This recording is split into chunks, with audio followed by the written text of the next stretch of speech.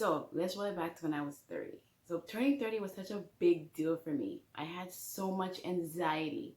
You go from being 20 and flexible and able to do whatever you need to do, get up early, go to bed late, and you're invincible.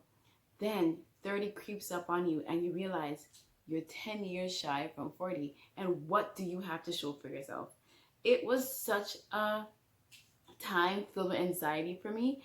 I just was not ready to let go because I didn't think I fit the mold of a regular 30-year-old. Like I still didn't reach certain milestones, if you will. Like I didn't hit, I wasn't a homeowner.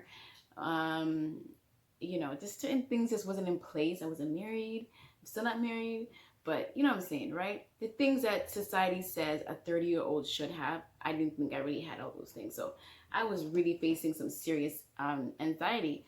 So at that time, I decided that it was time for me to get a hold of myself. It was time for me to get a grip. And so I decided, why not start a mentorship program? So a few months after I had Kwame, I entered a bomb mentorship program. Put my life in check. Had me questioning myself, things that I never examined about myself.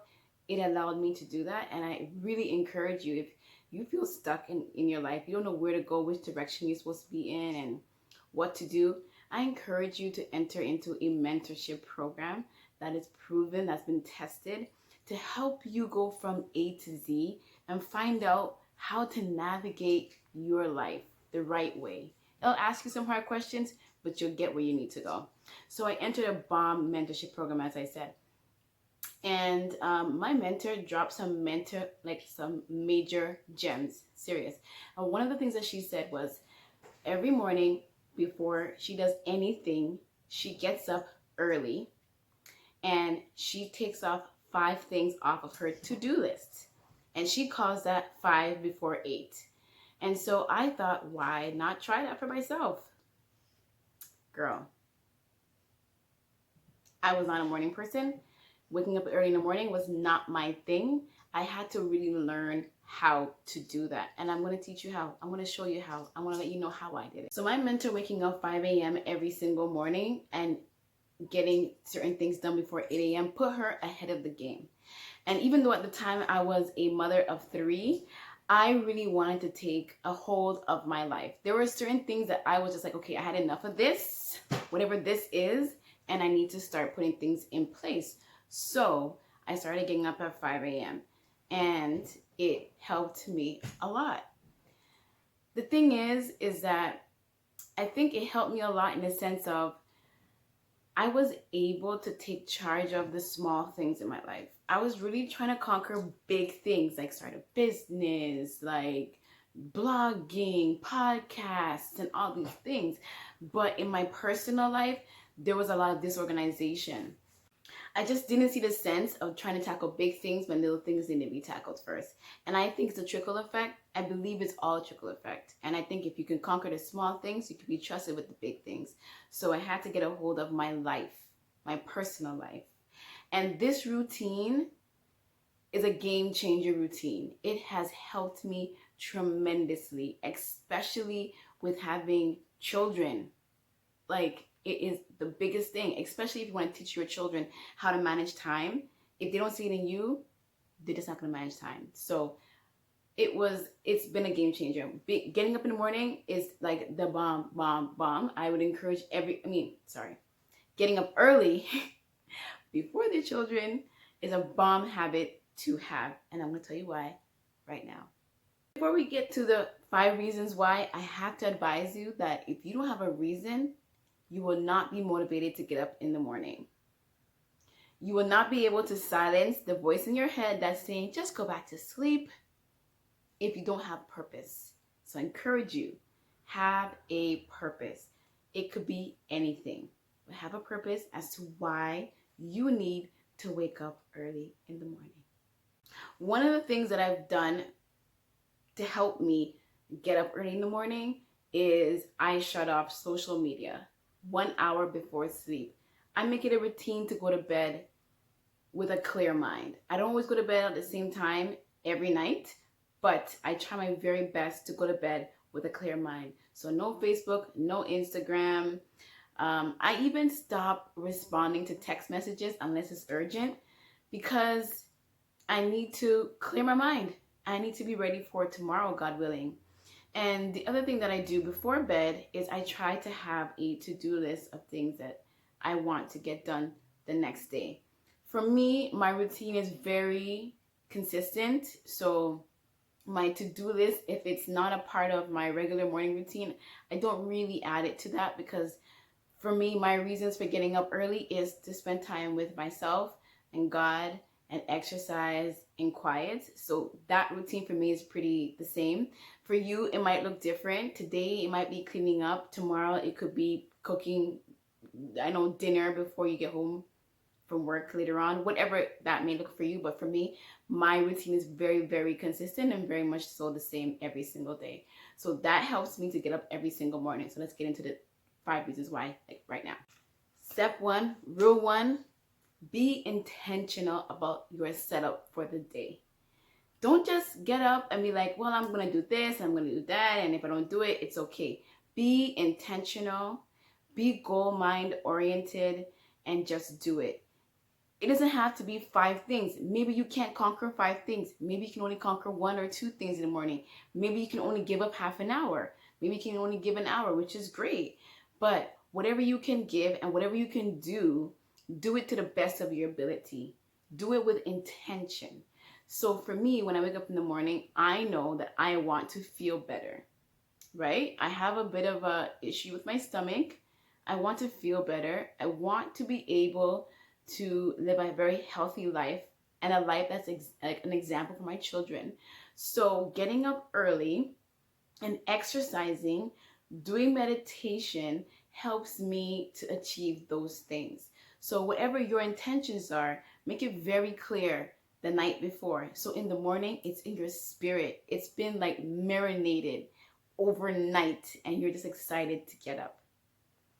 The next reason why I get up so early in the morning is because my day is so busy. I'm always going, and my downtime, I sometimes don't want to do anything, to be honest. So the mornings are very important to me, for me to get my devotions in, my meditation in with God. The reason why I make this so important for me is because I want to leave a legacy for my children, to be God-fearing and to know what that's like. And again, for me, if I'm not living, if I'm not showing who God is through my life, then my children won't be able to see that. And the only way for God to live in my life and to be a light in my life is to spend time with God. And the quiet is so important. I'm able to pray. I'm able to pray over my children, to think about what their needs are, and for God to examine my heart. Am I living right? Am I being a good person to people? Am I serving humanity? So this time is very much so dedicated to God. There's a time in the morning where I just dedicate that time to God, and I meditate and I think about the goodness of God and my purpose. What am I here for, and how can I serve?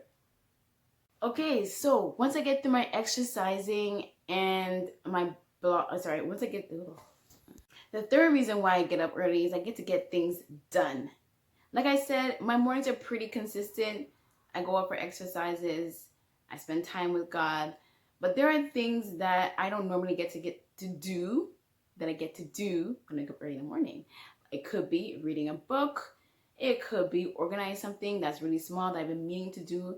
If I have the extra time left over from doing the things that I normally do, I will take that time in the morning to get other things done. Trust me, it does something to your brain. It wakes you up and it allows you to get things going for your day. So again, waking up with a purpose is so important, right? And there are just things that maybe don't fit into your normal day schedule. You can get it done if you wake up early in the morning, and you're going to feel better in your heart and in your mind and in your soul. Trust me. Okay. Early intentional risings equal scheduled days, purpose-filled days. I don't know a day when I don't wake up early in the morning that I don't have any intention or any purpose or any schedule. Even if the schedule isn't like firmed up, it is still, there's something still there. You want to keep the momentum going. Like I said, waking up early with the quiet of the morning really helps to calm you down. It gives your mind that space, right? To like marinate in and be quiet and to be able to meditate and exercise. It's just a great quiet that we don't get throughout the day, the stillness, right? It gives you the agility to keep moving out throughout the day. So having an early morning equals a scheduled day, less to me, less anxiety, right? Because I've had a quiet morning. So if you have children, this is a great way. If you've been struggling with scheduling your day, if you start off with scheduling a great morning for yourself, you probably will see a big or huge improvement in how the rest of your day works out. Trust me. And you're going to want to work it out because you're going to love how you feel. Lastly, you feel better. You just feel better. You feel like you can conquer the world. You can do anything.